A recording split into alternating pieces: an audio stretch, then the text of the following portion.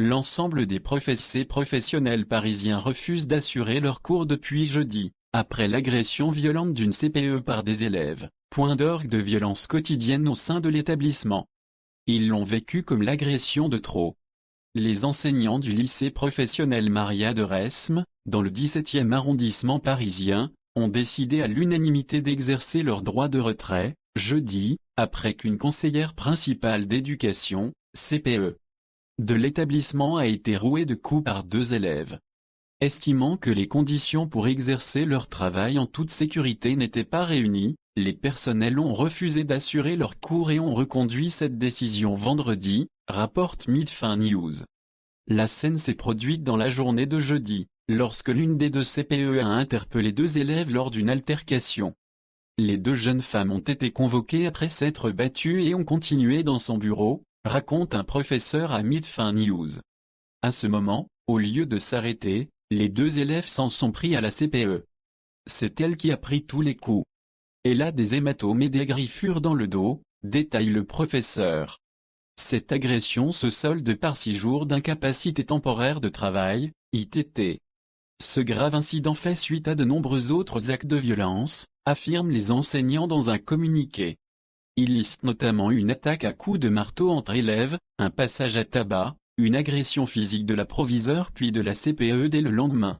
Il ne se passe pas un jour sans qu'un personnel ou un élève ne se fasse agresser verbalement ou physiquement, dénoncent les professeurs.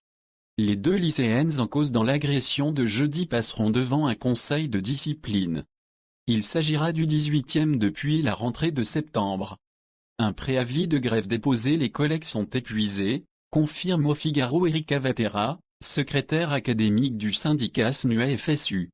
Le représentant syndical n'exerce pas dans le lycée, mais cela fait plusieurs mois que des collègues lui font part des difficultés importantes au sein de l'établissement. Là, les enseignants citent des événements atypiques, mais c'est un climat difficile permanent auquel ils sont confrontés chaque jour, insiste le syndicaliste.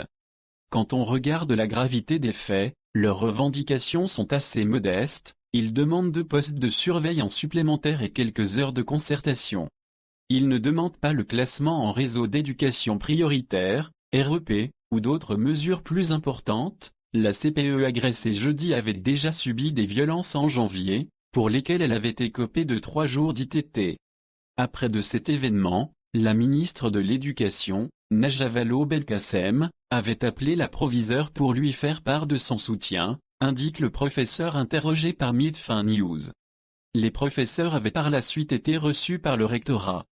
Jeudi, le directeur académique des services de l'éducation nationale, DAZAN, s'est rendu sur place en compagnie d'un inspecteur d'académie afin d'écouter l'équipe enseignante.